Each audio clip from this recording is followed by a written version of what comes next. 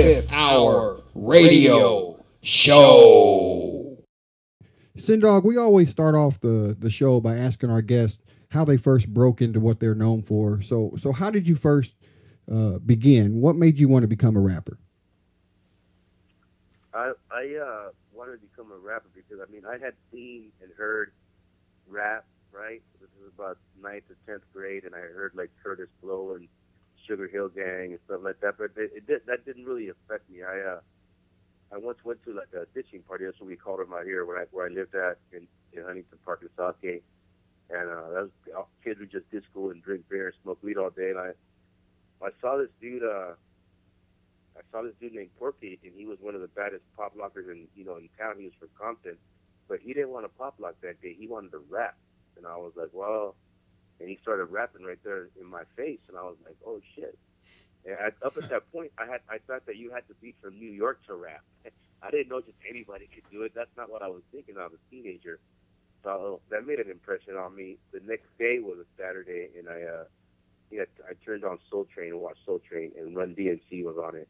And when I saw those dudes wearing all that black and the Adidas and the hats and the swagger they had and like the strong just personality that they wore on stage, that right there bit me, and I was like, I want to be like these guys. So I started writing my little raps here and there, and then one day I told my brother, he's a couple years younger than me, I told him, dude, you start rapping too, and let's do like a rap duo thing. We didn't know any better. But that's how we started, and we started writing these raps that were like 12 pages long, one song, But we didn't know any better. But that was my introduction to it, and then as groups started coming out, that really made an impact on me. It was pretty obvious that we were going that way. We started meeting other rappers, but I was around 17 years old, and those two things right there is what like made me like want to start trying to do the same thing. Now, is it true that you and B Real were friends long before Cypress Hill came into existence? Yeah. I met B. He was around like 13 years old, but B Real, and I was like around 17, but B Real was already like 6 foot tall, 13 years old. So it didn't look like I was hanging with a little kid, and he was way. He had come from a rough upbringing. His family had gone through a lot, and he was very wise for those 13 years old. He didn't act it. He acted like the same age that I was. So we go back on a good 10 years or something before Cypress jumped off or something. So who was it that came up with the idea to form the group Cypress Hill? Well, we were always in some kind of group together or doing little solo things or whatever we thought we were. But, we were spread across after my brother Mellow Man, and he had his thing going on, and Muggs was producing for a band called 783. But Muggs hit me up at the time, and I had moved out to Orange County and was living with a couple of bros, and I think B Real was in South Central doing the blood thing, and he was like, dude, I'm going to send you some cassettes in the mail. Go get a hold of B, and you guys write some stuff, and when I come back, I want to do a couple songs with you two. So I couldn't get a hold of him. By the time Mud came back, he drove out to where I was, and he goes, look, I got this idea for this fucking group. And, I want you and I want B to be in it, and you guys can complement each other well. And I was like, dude, are you sure about this? Because I had just started working at UPS, and I was like, I got a good job at, full pennies, and, you want me to quit this job and move up to your apartment in Hollywood? And, so it was Muggs had that vision of doing something where, he thought me and B could be two good frontmen, and be and be entertaining enough to capture people's attention. So I don't without his vision or whatever, I think that I probably would have just stayed working in warehouses and stuff like that. Yeah. Did you ever have that feeling of nervousness in the very beginning? Performing in front of a crowd. A lot of people have that. You know what, man? I've never been that I can say 100% nervous. You got to understand. Before all this, my mom used to have me and my brothers and sisters singing in the church choir at a Baptist church that our family attended to, And, you know, me and my brother hated doing it, but we had to do it or else our dad was going to kick our ass. So, you know, my mom would have us up there singing every Sunday in front of the church. And, you know, and I learned right there not to be afraid to, you know, to sing or, you know, if I had to do like be part of the school play or something when I was a little kid, I learned to just focus the crowd out and pay attention to what I was doing. If I did it right, I did it right. And shit, I'd go home and, you know, go ride my bike or whatever, you know. So that kind of prepared me to not be nervous. And I don't think at any given time, you know, in my career, maybe, you know, there might have been a couple times, but you know, but I don't really remember. You know, I think the one time I was truly nervous was when we were signed to Rough House, and then Rough House signed a deal with Sony, and Sony and Def Jam were together, and they had this thing where they introduced us to Def Jam artists, all the artists, and all the people that worked there, including Rick Rubin, and all the Sony artists were there at this big conference, and it was a big old table, and at this table was like Salt and Pepper, you know, Slick Rick, Dougie Fresh, Public Enemy, LL Cool J, Third Base, I mean, Daddy Kane, and it just went on and on all around the table just to introduce us. This is how much confidence Sony was with us, you know, that this is going to be the shit. So we get there and we see all these people there, and they give this big speech, and at one point they're like, you know, when you guys have to talk. And we looked at Muggs, he goes, I'm not talking, you talk. And he said, I'm not going to talk, you talk. So I fucking had to get up there and talk in front of, like, you know, all these people that I had just been buying all their albums for so many years. And I'm like, I went from being a fan of theirs to being one of their peers right then and there that day. And I couldn't believe that. You know, I was looking at, you know, Hot Ass, you know, Salt and Pepper right there. And there was Chuck and Flav and Terminator X and Griff. And they're all in this room. And I was like, whoa, you know, and I had to say something. And, you know, I was nervous that day, but as hell, yeah, actually. But I did it, you know, and they all, you know, were very receiving towards us. You know, we were like the only hip hop band from LA that was going to be part of that roster. And you know, that day I'll never forget. I was scared to tell that day. Yeah, man. What do you consider to be the moment that really put you guys on the map? You know, your first really big break. There's been big breaks here, you know, along the way in different stages, you know. But the day they invited us to play the second Woodstock in '93 or '4. Oh yeah. And I mean that whole stage, that whole thing was just a notion of humanity, and it was being viewed all over the world, and we were on there, and I think that moment right there kind of like set us off like internationally, like, you know, like we really got known that day. If you just heard of Cypress or if you hadn't at all, well, guess what? We're playing Woodstock and the world is watching. Like, boom! You know what I mean? that was ridiculous. You know. You know, man. I think the really first big taste that I could say made an impression, or that really knew what we were doing, made us open my eyes to it, was like when we were on tour in Europe and we were doing a pre-album tour, you know, about a month out there, and our album was going to come out a couple of days before we got home, right? So we're like in Rotterdam or something. And in those times, Europe didn't have shit. The TV didn't, you know, the TV had 2 channels. They didn't have ice for your soda. The beer was warm. It was a whole different thing. So it was really boring. And I get a call from my manager, like, hey, are you around B? He's like, yeah, he's right here. He's like, well, we want to tell you guys, congratulations. You guys are #1 in the world right now. Wow. And we were like, what? And they were like, yeah, your album is #1. And we were like, whoa, wait, what? I dropped the phone and he picked it up. Because I couldn't tell him that, you know, so he got on the phone and they told him, and at that point I was like, damn, we really, you know, did something, you know, special here. You know, we really caught the world's attention, you know. Yeah. And that was a very impactful moment in my life. I remember calling my mama from Europe, you know, and you know, and you had to wait back then when you talked on the phone and say something, right, and then stop and then let them hear it and then they say something, you know. And when I told her that, all I could hear on the other side of the phone was, her crying and shit. I was Oh, like, wow. wow, this is crazy, What a great feeling, I bet. And since then, the group has seen year after year of success with hit after hit. Everyone knows who Cypress Hill is, right? So at what point did you decide, hey, I'd like to try something different, and explore other genres of music?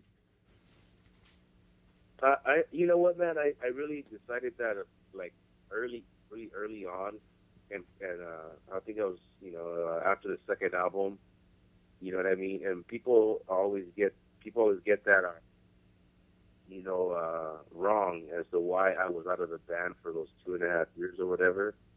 And to tell you the honest truth, man, and I really don't have really told anybody, but I honestly felt like I wasn't good enough, and that was just the thoughts of a paranoid, young dude who I wasn't mature in my way of thinking, and was more, I was just more terrified of what if the stuff that I do people don't like.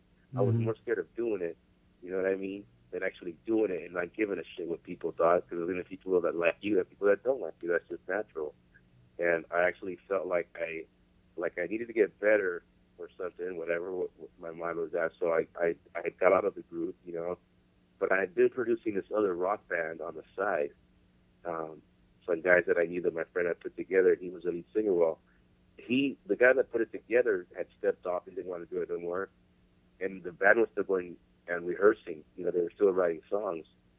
And one day I went to go check them out and listen to their songs that they were playing, and I had no plans of really continuing with music, I guess. But they asked me, like, dude, can you just say a rap while we play? We got no one that ever comes in here and raps for us, or no lyricists. Like, just say a rap or whatever, Well, I was like, fuck it, all right. And we did, we got up to that day, and I jammed out with them for like 2 or 3 hours, And then I was like, okay, cool. And we're doing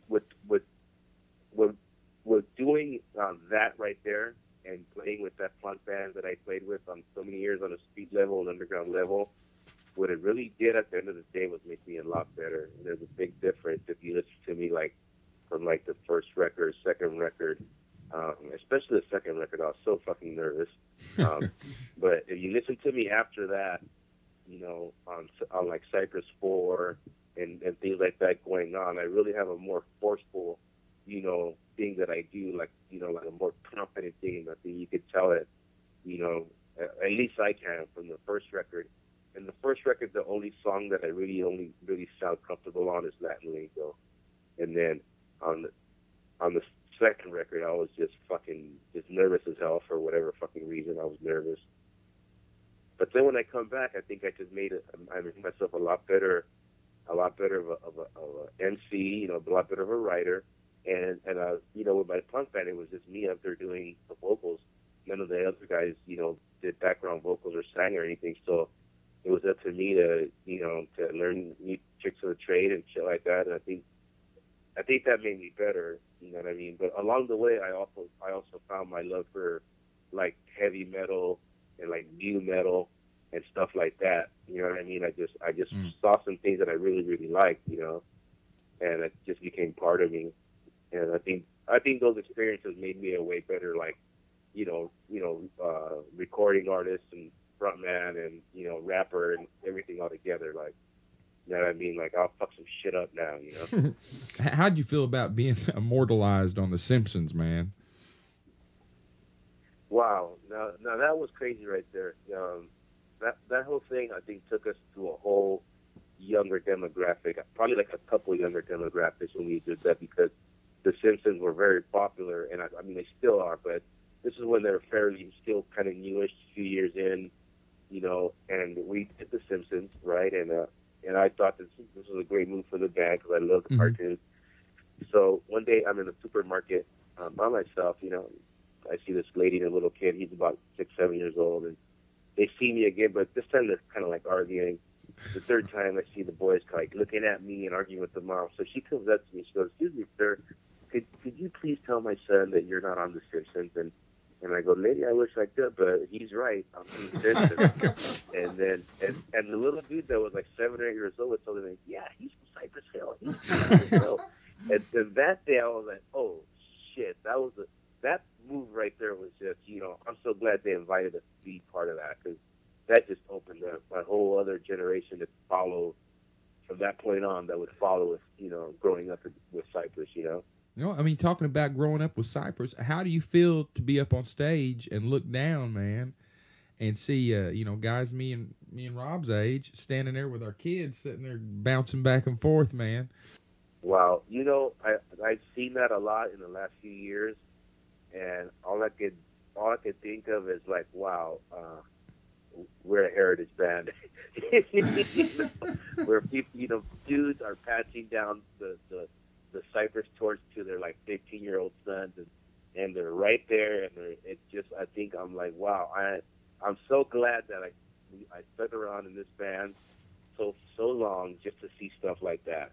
You know what I mean? Because I remember when I was a kid, and my dad passing me the Celia Cruz, salsa music torch, taking me to concerts to see her, and just seeing how happy he was, and it was a bonding moment. I remember that, man, and to see that happening at our shows, I'm like, wow.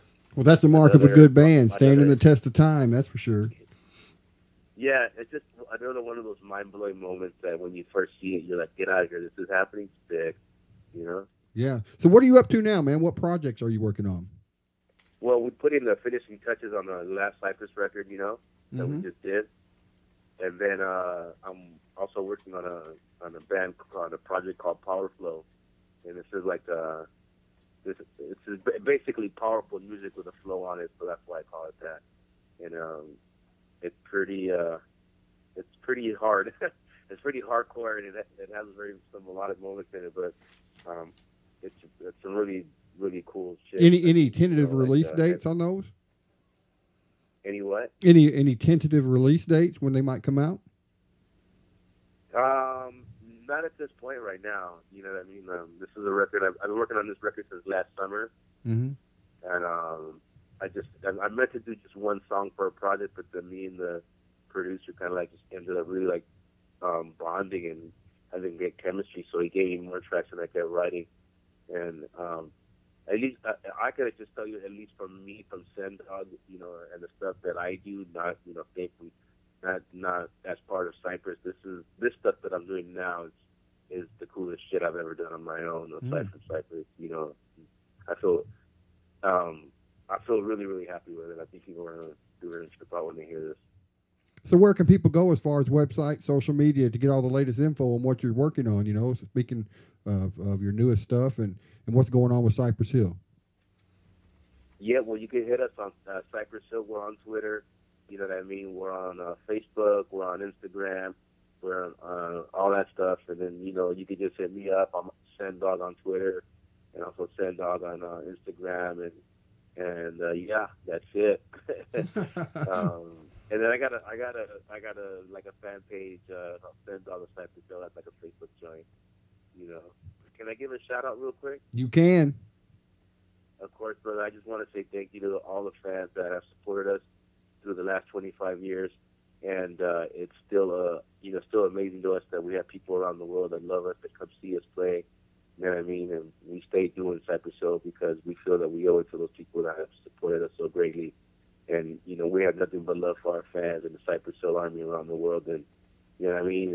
And that's what I want to say, man. Peace out to everybody out there, and thank you.